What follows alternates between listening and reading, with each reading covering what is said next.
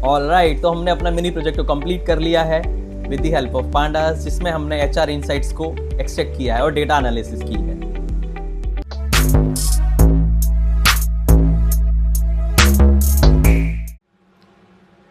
Hello everyone, एक CSV file जिसके अंदर एक कंपनी का डेटा है और उस डेटा के अंदर उस कंपनी का फ्यूचर छुपा है, कैसे?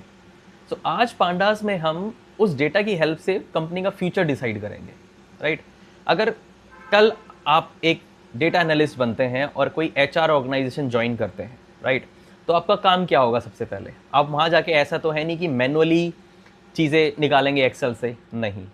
और लेट सपोज आपके मैनेजर ने आपको कुछ बोला कि कुछ रिक्वायरमेंट दी कि भाई मुझे टॉप परफॉर्मर चाहिए कंपनी के अंदर जो बहुत बढ़िया काम करते हैं और जिनकी सैलरी कम है, या कुछ ऐसे लोग निकालो जिनकी परफॉर्मेंस बहुत डाउन है बट सैलरी ज़्यादा ले रहे हैं, राइट? और आपके पास एक रॉ डेटा है HR से रिलेटेड। तो इस वीडियो में हम एग्जैक्टली वही काम करेंगे जो रियल कंपनीज में डेटा एनालिस्ट करते हैं फॉर HR ऑर्गेनाइजेशंस, जैसे कि फिल्टरिंग, क्वेरिंग एंड पांडास की हेल्प से डेटा इनसाइट्स को निकालना।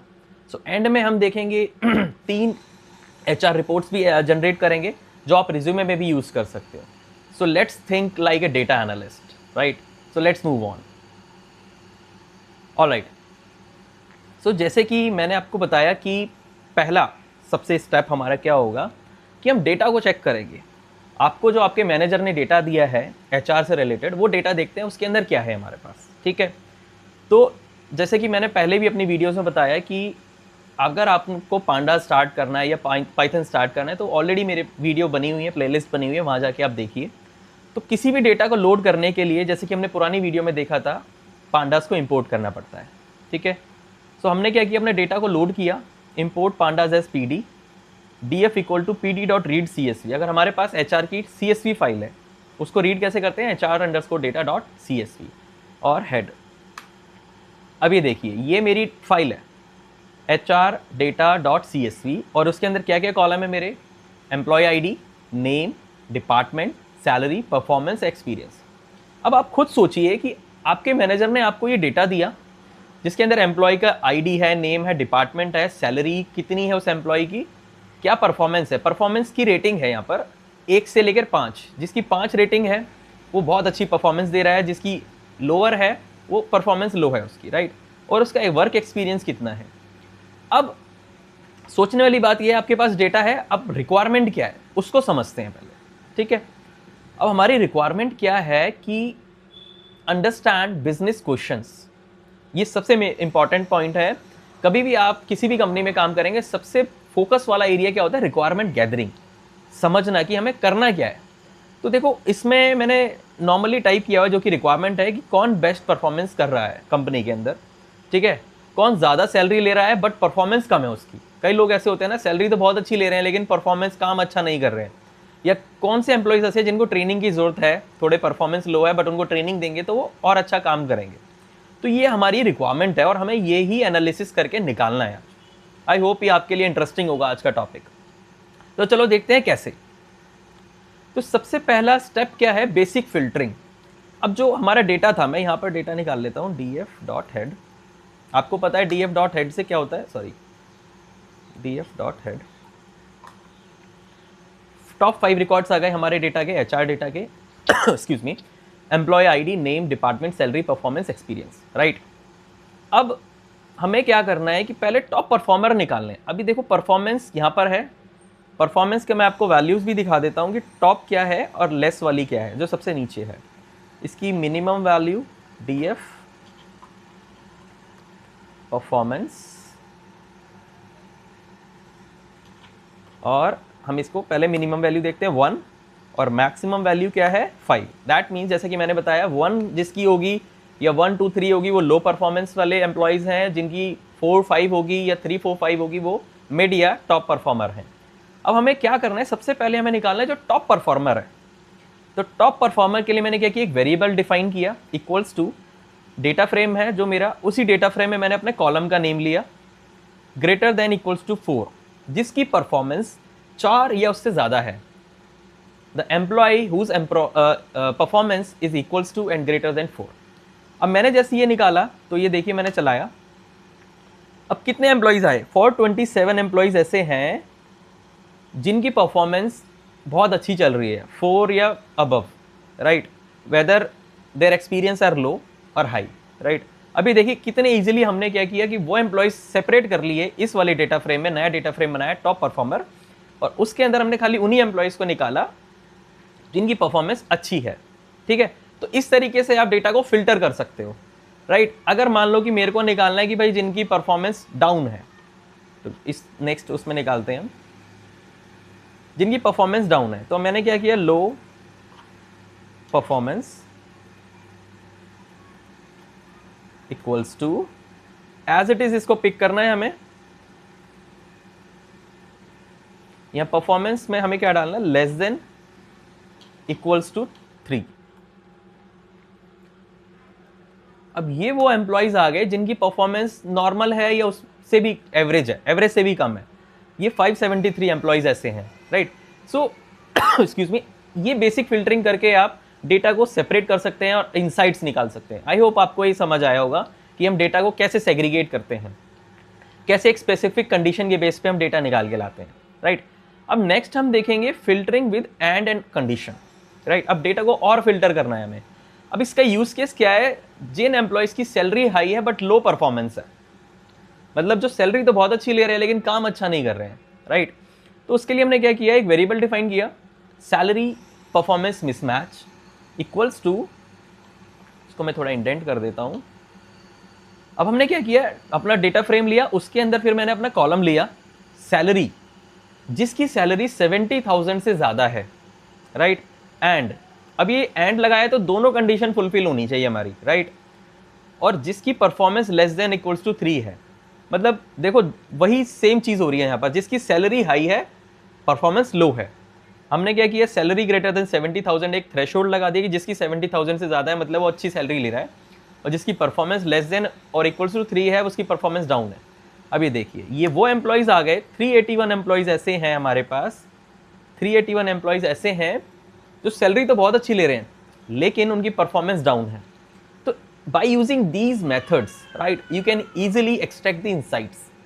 सो आपने देखा कि कितने इजीली हमने बस एक एंड कंडीशन लगाई और अपने दोनों कॉलम्स को यूज किए, सैलरी को और परफॉर्मेंस को, और हमने अपना डेटा निकाल के लिया। अब लेट्स सपोज आपका मैनेजर कहता है कि यार यही सेम चीज पूछता है, high salary but low performance. आप डेटा एनालिस्ट हो, आपको तो तुरंत निकालना चाहिए, राइट। ये तो मैं एक लर्निंग पर्पज से आपको इतना धीरे बता रहा हूँ।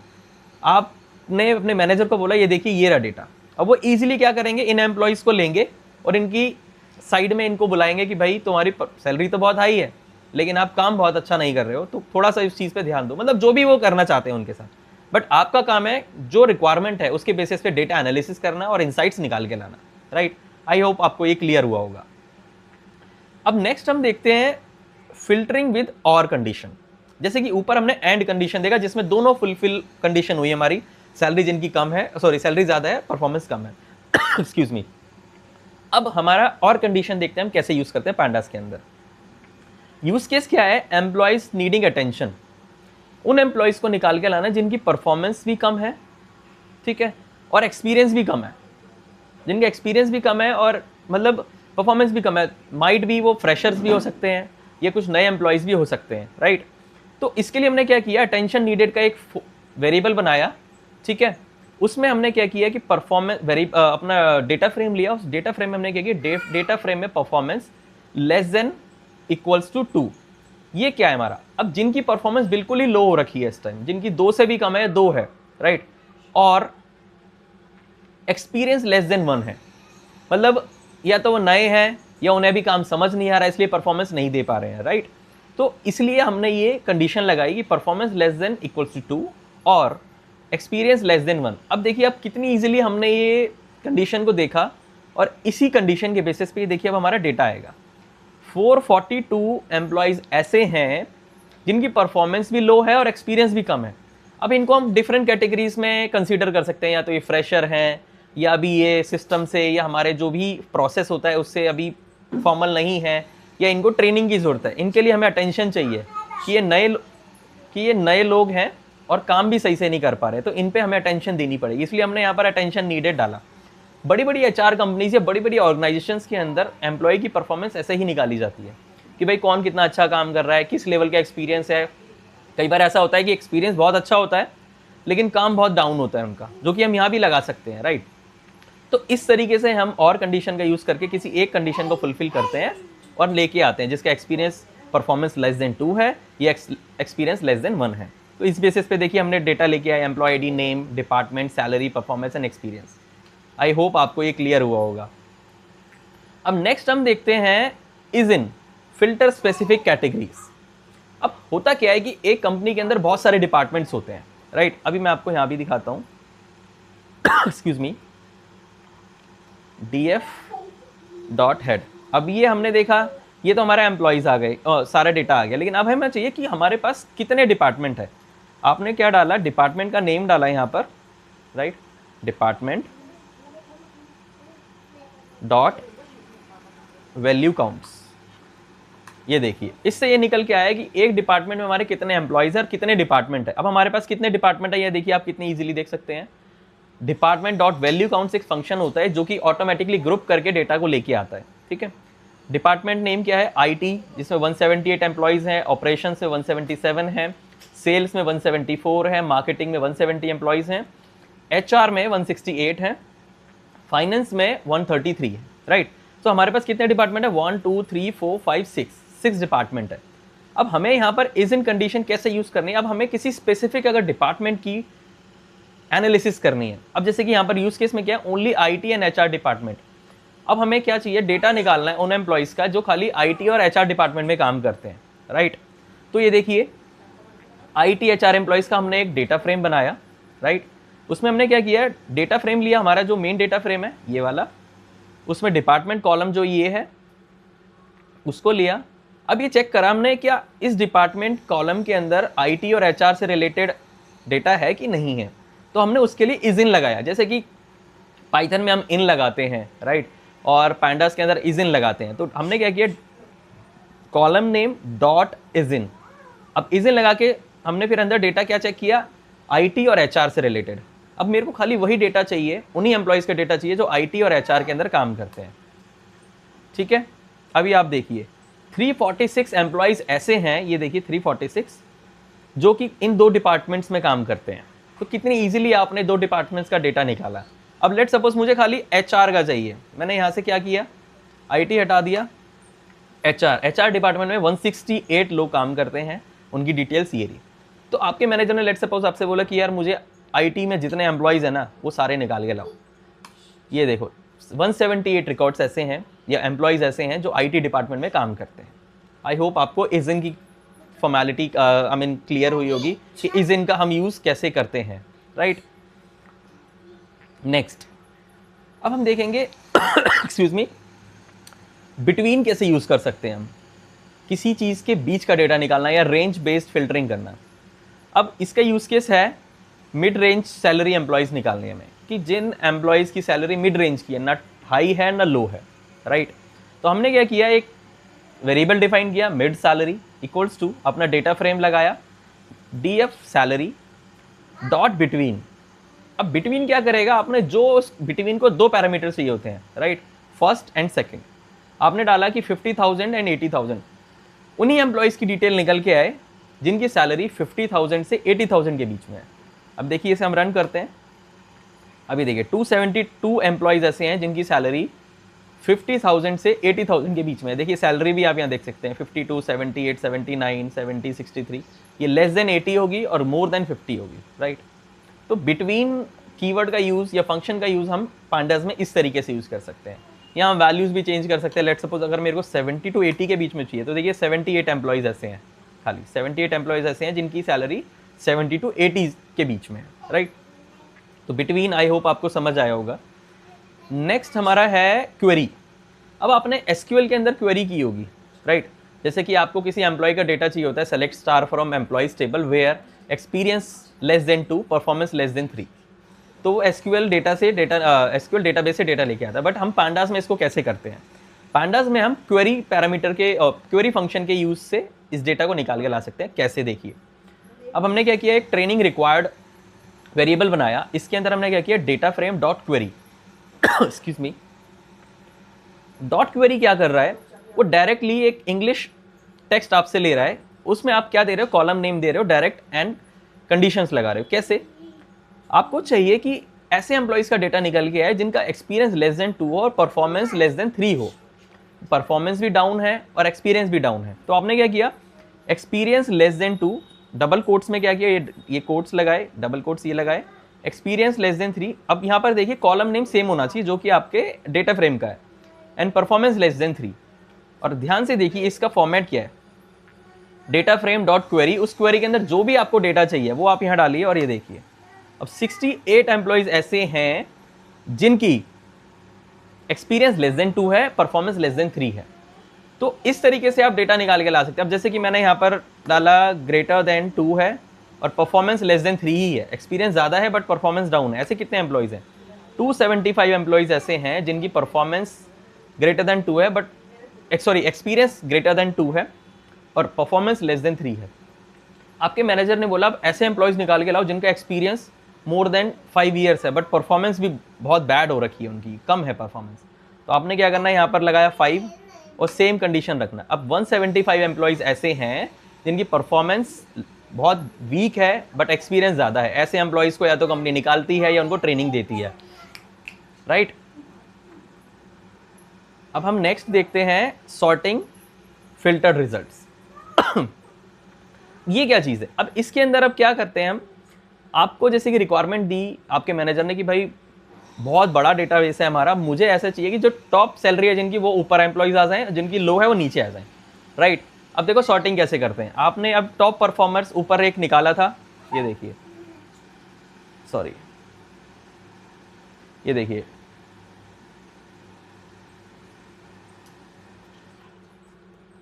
ये आपने ऊपर टॉप परफॉर्मर का डेटा निकाला था। यहाँ पर मैं आपको दिखाता हूँ, ये देखिए हमने टॉप परफॉर्मर्स निकाले थे जिनकी परफॉर्मेंस बहुत अच्छी है। अब उसी वेरिएबल को यूज़ करके, उसी डेटा फ्रेम को हम यूज़ करके क्या करने वाले हैं, ये चीज़ देखेंगे।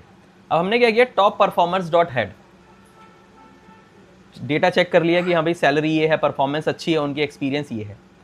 अब टॉप परफॉर्मेंस सॉर्टेड में हमें क्या करना है, इनकी सैलरी को डिसेंडिंग करना है, सॉर्ट करना है। कैसे करेंगे हम कि top performers dot sort values by salary, by keyword है, पैरामीटर है, इक्वल्स टू जिससे भी आपको सॉर्ट करना है, या परफॉर्मेंस से भी कर सकते हो, सैलरी से भी कर सकते हो, बट अभी हमने सैलरी से किया। अब जो टॉप परफॉर्मर है वो तो हमने निकाल लिया कि भाई इनकी परफॉर्मेंस टॉप है, बट सैलरी क्या ट्रेंड दे रही है, टॉप टू लो, और ascending equals to false. That means ascending equals to false का मतलब है कि भाई हमें डिसेंडिंग चाहिए डेटा, राइट। अब हम इसको चलाएंगे, जैसे ये देखिए employee ID, name, department, salary and performance and experience. ये देखिए अब जिसकी सैलरी सबसे ज़्यादा है वो ऊपर आ गए एम्प्लॉयज़, और जिसकी सैलरी सबसे कम है वो नीचे आ गए होंगे जिनकी परफॉर्मेंस ग्रेटर देन 4 है। तो इस तरीके से हम वैल्यूज़ को सॉर्ट करते हैं इसके अंदर, सॉर्टिंग, चाहे असेंडिंग में करना चाहते हैं आप या डिसेंडिंग में करना चाहते हैं। आई होप आपको सॉर्टिंग क्लियर हुआ होगा, कैसे हम डेटा को सॉर्ट कर सकते हैं। वो किसी भी कॉलम से कर सकते हैं, आप परफॉर्मेंस से भी कर सकते हो, आप एक्सपीरियंस से भी कर सकते हो, राइट। नेक्स्ट है हमारा मिनी प्रोजेक्ट। अब हमने क्या क्या देखा, हमने मोस्टली जो भी डेटा क्वेरी या डेटा एनालिसिस के लिए इंसाइट्स निकालते हैं वो सारे फंक्शंस हमने देखे। क्या क्या देखा, सबसे पहले हमने देखा बेसिक फिल्टरिंग कैसे करनी है, राइट। और फिर हमने एंड और राइट क्वेरी फिल्टरिंग, ये सारी चीज़ देखी। अब हम जो मैनेजर ने आपसे पूछा था कि भाई मेरे को क्या क्या चाहिए, टॉप परफॉर्मर चाहिए, सैलरी परफॉर्मेंस मिसमैच जिनकी हो और जिनकी ट्रेनिंग रिक्वायर्ड हो, तो आपने सब ऊपर निकाल रखा है। देखिए टॉप परफॉर्मर अभी ऊपर निकाला था, मैं यहाँ सब चला के आपको दिखाता हूँ, ठीक है। Dot head,